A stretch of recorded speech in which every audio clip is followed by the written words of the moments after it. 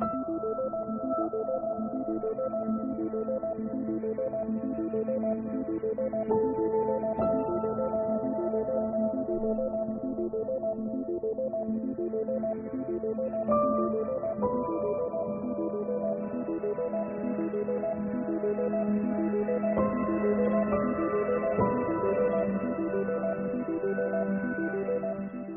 comandante Ramiro me mandó a buscar y tú dices, bueno, esto puede ser para bien o puede ser para mal.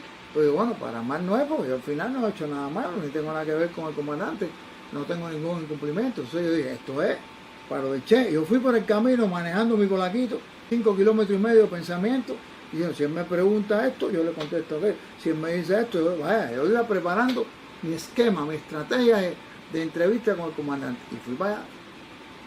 Cuando llegué ahí, por supuesto que es la intriga, siéntate aquí, espera, el pase, espérate un momentico, la secretaria, qué sé yo, hasta que por fin lograron abrir la puerta y me pasaron a la oficina del comandante. Yo miré, el comandante siempre impresiona, el comandante Ramiro, vestido ahí, me acuerdo que estaba con una camisa de cuadro azul y rojo, un pantalón pitusa, unas botas militares, y el pitusa metido por dentro de la bota militar, unas botas rusas esas grandes así, y al lado es un compañero vestido general, que yo sí lo conocía, compañero que estaba vestido general, y entonces que yo entro me dice, oye Popi, te mandamos a buscar. Y digo, oh, ya estoy investigado, porque si este sabe ya que me dicen Popi y todo, ya yo estoy investigado. Yo, oye Popi, te mandamos a buscar. Y digo, dígame comandante, dice, no sé si tú estás al tanto de la situación. Es una pregunta peligrosa. Cuando un jefe te dice, no sé si tú estás al tanto de la situación, tiene dos opciones. Si tú dices que estás al tanto de la situación, él cree que tú sabes lo mismo que él sabe, y por supuesto que tú nunca vas a saber lo mismo que él sabe. Si tú le dices sí, él no te va a dar información porque él cree que tú sabes lo mismo. Y si tú le dices no, él dice, este no está al tanto de lo que pasa y de lo que dice en Radio Rebelde. Entonces dije, aquí, ¿qué hago? Pero como yo lo vi que estaba ansioso, no sé si tú estás al tanto de la situación, yo le dije, bueno, comandante, y ahí lo dejé, bueno, ni sí ni no. Y entonces, no, porque ya llamé a la embajadora a Bolivia, y entonces le dije a la embajadora, y qué sé yo, y entonces ahí me empezó a explicar cosas que por supuesto eran más que lo que estaba saliendo haciendo radio, ¿no? Entonces me dice, no, porque entonces me explican, qué sé yo, y entonces yo esperando la pregunta clave, ¿no? Porque a mí no me llamó para decirme lo que había dicho la embajadora, en lo que le había hablado. Me dice, ¿qué es lo que hay que hacer en este caso? Entonces yo ahí cogí aire y digo, bueno, este es mi momento, porque aquí soy yo, aquí el dueño de la película aquí ahora soy yo. Y le digo, bueno, comandante, aquí lo que tenemos que buscar es las fichas de identificación. Y él así me miró y dice, las fichas de identificación. Y ahí entonces, como me cogió fuera, porque yo pensé que él iba a entender las fichas, digo, comandante, los documentos donde esté reflejado la tetralogía identificativa. Ahí le complica la cosa. Tetralogía identificativa. Digo, comandante, tetra es 4, logía es estudio tratado, o sea, el estudio tratado de la edad, el sexo, la raza y la estatura. Los 4 elementos básicos y después todos los demás elementos. Y entonces él hace así. Y en cualquier circunstancia dije, no, yo inferí, sinceramente lo digo, que 28 años después yo estaba convencido que esto es una revolución organizada y que en 28 años a alguien le habían dado la tarea de elaborar la ficha. En cualquier circunstancia, el comandante de la revolución se viró para general, que representaba el Ministerio del Interior, la ficha. En otras condiciones, este general se vira para un coronel, le dice, la ficha. Y ese coronel se vira para un teniente coronel, la ficha. Y por ahí para allá lo coge una cadena y al final le terminan preguntando a un recluta de servicio militar que no había nacido hace 28 años y él es el responsable que no tuvo la visión política de haber tenido la ficha preparada para que cuando 28 años después pidieran la ficha, estuviera.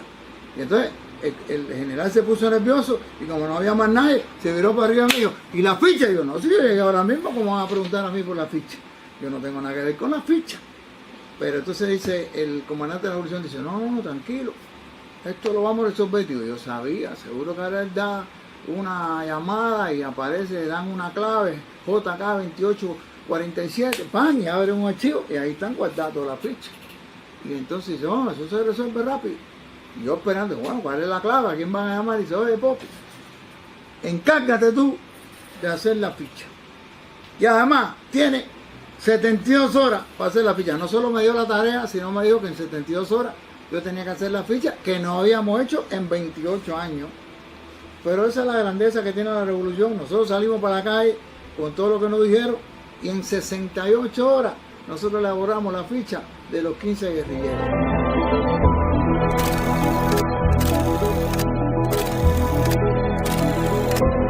Por supuesto, eso fue con una maratón. Eso conllevó a que nosotros llegamos a las casas de la gente, yo tocaba en las casas de los familiares. Nosotros, yo le pedí permiso para hacer grupos de trabajo. Yo solo con general no podía. Se decidió hacer 5 grupos de trabajo. Al final éramos 10 personas, uno de criminalística y uno de medicina legal. El general representaba la criminalística y yo representaba la medicina legal. Y así yo hice homólogo, 5 grupos de trabajo, éramos 10 peritos. Para la calle salía a buscar. A mí me tocó hacer dúo con general. Y entonces yo me acuerdo que toqué en el canal del cerro, en el cerro, perdón, y empecé a tocar en una casa. Yo estaba apurado porque me habían dado 72 horas para hacer aquello. Y yo me acuerdo que no me abrían la puerta. Después me di cuenta que era las 1:30 de la mañana, de un sábado para domingo, porque estaba la segunda película de la película del sábado. Pero para mí eran las 3 de la tarde, yo tocando ahí. Y la mujer abrió asustada. Y por supuesto yo vestido de bata blanca, de mangas largas, bata larga, yo era director de medicina legal. Cuando la mujer abrió, le dije buenas noches. Y digo, yo soy el doctor Jorge González, director del Instituto de Medicina Legal. ¿Tú te imaginas que a las 1:30 de la mañana te tocan la puerta de tu casa, un tipo vestido guardia al lado, el otro que te dice que es director de Medicina Legal? Eso huele a muerto. Y entonces cuando la mujer abrió, dice, ¿qué pasó? ¿Qué le pasó? Digo, pero mire, dice, ¿dónde está? Yo sabía, porque es que él corría mucho, pero además ingería bebida alcohólica, manejaba borracho. Óigame, mire, ¿y dónde está? Digo, ¿pero dónde está aquí? Mío. No, yo no sé dónde está su hijo, yo no vengo aquí por su hijo. ¿Pero cómo es posible? Digo, no, yo no tengo nada que ver, ni su hijo, no sé si le ha pasado nada, nosotros no venimos aquí por su hijo. Y yo me imagino que aquella mujer se había traumatizado, porque tú te imaginas que en 28 años, a las 1:30 de la mañana te ven a hacer una pregunta. Esa mujer debe haber dicho, y no hubo un lunes por la tarde, no hubo un martes por la mañana. En 28 años no me pudieron citar de un día para otro, no pudieron planificar. Estos tipos vienen a las 1:30 de la mañana a preguntarme a mí una cosa, pues yo lo que vengo aquí para que usted me hable de Tuma, usted es la viuda de Tuma, que me hable de su esposo porque queremos buscar elementos de identidad. 28 años, mi hermana, para que a las 1:30 de la mañana se aparezcan 2 tipos a tu casa a preguntarte elementos de identidad del Tuma. Y entonces, pero bueno, ella se recuperó, logró, y efectivamente la conversación fue muy fluida y ella logró explicarnos y decirnos elementos, incluso una lesión en el codo que fue fundamental cuando encontramos los restos de Tuma para poder hacer la identificación. Y con esos elementos, así se hizo con toda la familia. Aquello fue un maratón y a las 68 horas logramos hacer las 15 fichas de identificación y fuimos y la entregamos al comandante Ramiro. Entonces yo le digo a la gente, por eso el imperialismo no puede con nosotros, porque los únicos en el mundo que somos capaces de que una cosa que no hicimos en 28 años la logramos hacer en 68 horas somos nosotros, y mareamos cualquiera, porque el imperialismo no cree que nosotros somos capaces de que si en 28 años no lo hicimos, nosotros seamos capaces de hacerlo en 68 horas, y lo hicimos. Y nos preparamos. Después de aquello, yo me acuerdo que la tarea mía era salir para Bolivia. Y yo, bueno, empecé, como es lógico, uno a prepararse, Bolivia, las características, la geografía, la historia de la guerrilla, el diario El Che, o sea, uno se prepara porque tiene que inteligentemente prepararte para la tarea que te toca, que puede ser esta y puede ser otra. Y entonces yo me empecé a preparar. Pero entonces de pronto me dice, no, voy para casa de Adi Froilán, 68 horas sin dormir. Y entonces me dice, ve para casa de Adi Froilán para que te expliquen los enterramientos en Bolivia. Y yo decía, caballero, que si yo lo que voy es a identificar. Como yo no voy a hacer búsqueda, yo no tengo, pero los jefes siempre tienen una visión mayor que tú. Y yo no, prepárate también para saber los entierros dónde están. Y ahí me sentaron en casa de Adi Froilán. Yo me acuerdo que me senté en un sillón sin dormir, loco, desesperado. Adi Froilán, que había estado 4 años en Bolivia, pretendían que yo en una madrugada me metiera en la cabeza los 4 años que ellos habían estado ahí. Entonces hablan y hablan, y yo dándome sillón ahí para no quedarme dormido, casi poniéndome unos palitos de tendedera en los ojos para mantenerlo abierto, hasta que ellos terminaron de explicarme todo. Pero yo estaba embotado, casi lo que ellos me hablaban me rebotaba. Yo no sé qué cantidad pude haber captado lo que me dijeron, pero además yo no estaba motivado por saber lo que ellos me decían, porque decía, lo mío es identificar, lo mío es la ficha, que era lo que yo había trabajado, no la búsqueda. Pero bueno, los jefes siempre sabían que había que tener una integralidad mayor. Termino eso y me dicen, te vas para Bolivia, tú eres la avanzada, porque íbamos a ir a un equipo, ya yo tenía preparado el equipo que iba a ir conmigo, multidisciplinario, y yo no, te vas porque no han dado permiso, ve para allá. Ahí empieza la primera confusión porque me manda para México, un vuelo para México. Estoy perdido en geografía, si Bolivia queda para el sur, y me están mandando a mí para el norte, y me dicen, no, es que para confundir al enemigo, para que el enemigo no vaya a sospechar, qué sé yo. Entonces yo arranqué para México, y de México tenía que seguir para Bolivia, pero era México, de México Panamá, Panamá, Perú, Perú, Bolivia. Entonces me dicen, si montan avión de Cubana, come. Y si montan avión de Cubana, no coma, porque además yo tenía un maletín donde tenía todas las fichas de identificación, tenía ahí el molde de la dentadura de Che, tenía además los cabellos de Che, tenía toda una serie de cosas ahí. Yo tenía ese maletín, era una cosa. Entonces me dice, no llames la atención, tienes que ir bajo perfil. Lo peor que te pueden decir a ti en la vida es que no llames la atención, porque entonces tú no sabes, tú caminas diferente, para no llamar la atención, entonces tú llamas más la atención. Mira, no llames la atención, la gente se monta en un avión y pone el maletín ahí en el portaequipaje, y entonces si vas al baño, ves el maletín. Yo no, yo estaba con el maletín arriba de las piernas. Como iba en el avión, nada más que me tocó el avión de Cubana por la tarde que no llevaba comida, de ahí para adelante yo no comí más. Me metí los 2 días de camino sin poder comer. No coma.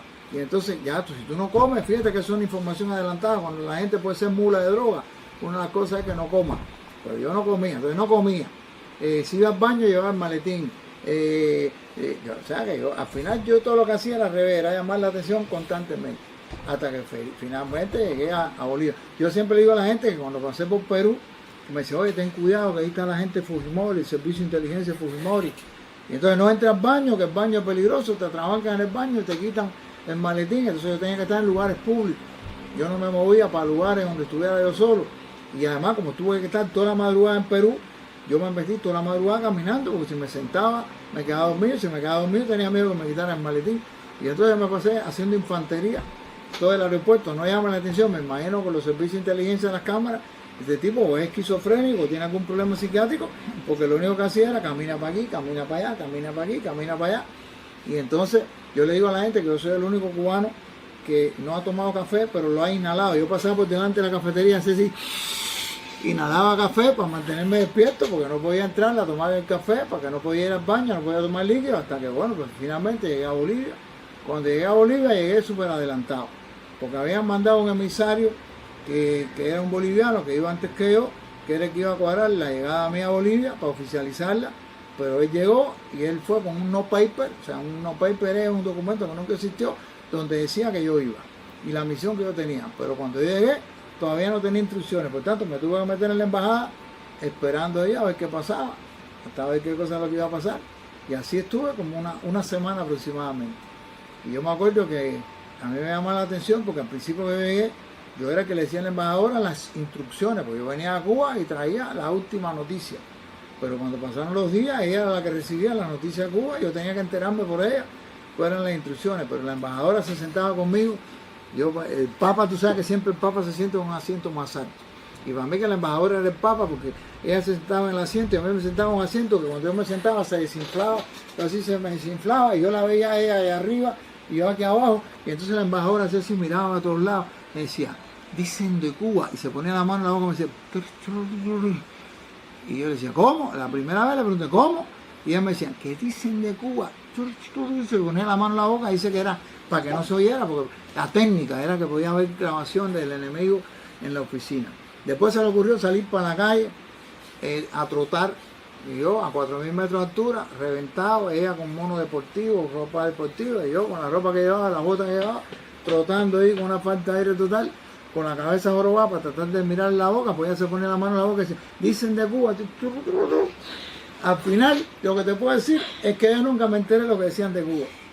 Pero yo le digo a los estudiantes y a la gente cuando le converso, digo, si dicen de Cuba, ¿quién decía de Cuba? ¿La revolución? ¿Qué cosa es? Sí. Cada vez que me decían, dice Cuba, dice, sí, embajadora, sí. Ya yo, en condicionalidad. A mí que más me da lo que digan, si ya yo sé que yo vine. Pues yo sé cuál es mi tarea. Y yo lo que tengo que esperar es entrar en la concreta. Y con esos elementos estuve hasta que finalmente transcurrió una semana, es que fui para Valle Grande. Aquello fue también un poco, a veces la gente dice, no, una tarea, y la gente la ve romántica, no, pero la tarea romántica tiene una bola de problemas. Y entonces ella me manda para Santa Cruz. De Santa Cruz yo tenía que ir para Valle Grande. Yo ni me conocía la geografía bien ahí. No conocía el modo operandi. Todavía yo tenía una mentalidad del CAME, que tú llegabas a un lugar y siempre te estaba esperando a alguien para que te guiara. No tenía la independencia que hoy tiene la gente para viajar. Yo estaba acostumbrado a que me llevaran de la mano. Entonces, y digo, bueno, ¿y en Santa Cruz quién me va a esperar? Yo nunca había ido a Santa Cruz. Si no se preocupe, que ahí lo van a estar esperando, doctor. Yo llegué al aeropuerto de Santa Cruz, el maletín negro, acuérdate que tenía toda la cosa esa. Y además siempre digo a la gente, ¿y qué más tenía que tener el maletín?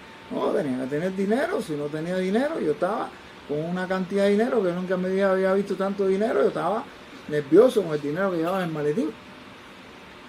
Llego ahí a Santa Cruz y cuando salgo del aeropuerto, salgo del área del control y miro, no veo a nadie. Yo pensé, alguien va a estar con un letrerito. Y yo dije, no, a lo mejor le digo, rosa, blanca, es la conmigo, algo para podernos identificarnos, fuera a ser que yo cogiera un camino equivocado.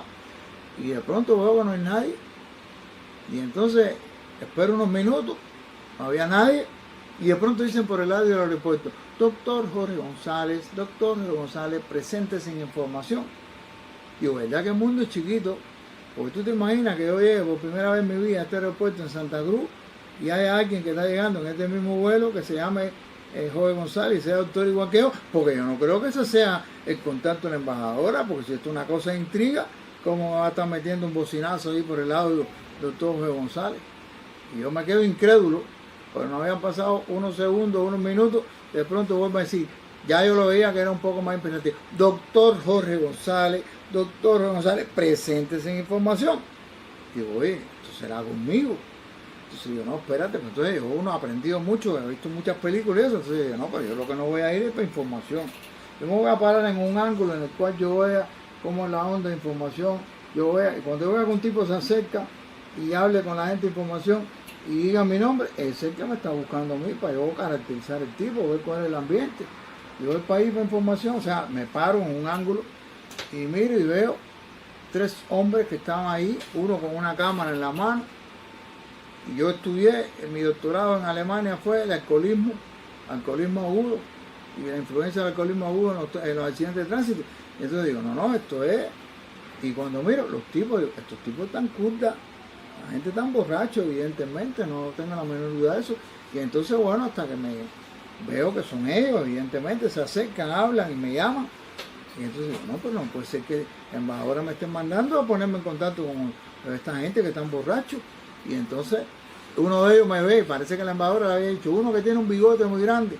Y entonces lo digo, y uno le dice al otro, míralo allí. Pero gritaba ahí en el medio que había una cafetería. Yo que estaba intrigado, medio escondido, medio que se creía que yo era la gente 007. Y con toda aquella intriga, digo, míralo allí. Y los tipos me van para arriba y dicen, usted es el doctor González.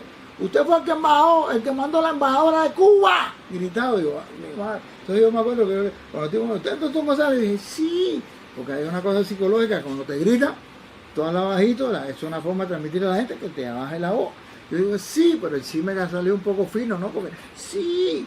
Y entonces me dice, ¿usted mandó la embajadora de Cuba? Sí. Y entonces yo, esto está complicado aquí.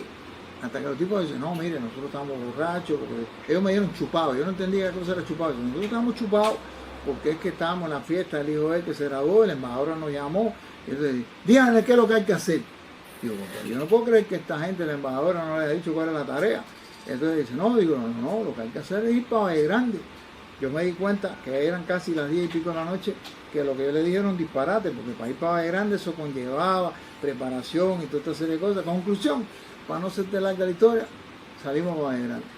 Ellos crearon las condiciones, salimos para Valle Grande, ellos me llevaron para Valle Grande. Yo fui traumatizado por el camino, porque yo no quería hablar nada con ellos, porque lo mío era que ellos me transportaran, porque yo no podía decir nada de mi tarea.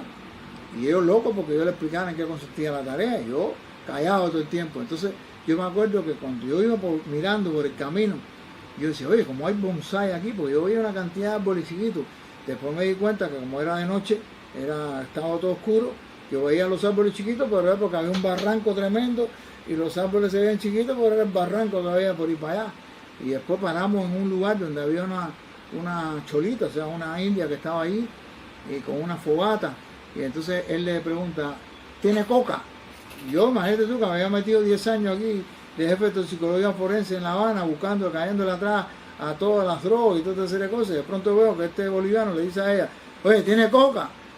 Y yo digo, oh, estoy embarcado, esta gente, ¿con quién me ha puesto la embajadora? Y me acuerdo que yo le tiré el brazo por arriba a uno de ellos, que era el jefe, o sea, el padre de familia, el principal de la familia. Y digo, mire, yo no sé qué le dijo la embajadora, pero yo soy militante del Partido Comunista de Cuba, para decirle, yo lo mío con la droga no tiene nada que ver con esto. Y entonces le dije eso, y dice, no, doctor, pero ¿por qué usted me dice eso? Yo, no, porque veo, no, doctor, coca no es cocaína. Y ahí me metió una muela y digo, da pena que yo haya sido 10 años jefe de toxicología forense y este hombre, que no es toxicólogo, me ha dado una explicación que coca no es cocaína, que es su tradición milenaria, el pueblo boliviano, y que eso es porque ahora vamos a subir a la parte más difícil del camino, y que entonces ellos tienen sueño, tienen hambre, tienen sed, y que la coca le va a quitar, las hojas de coca la van a mascar y le va a quitar todo eso. Y yo, no, compren coca entonces, toda la suficiente, porque lo que hay es que llegar. Y bueno, rebasamos toque de llegar.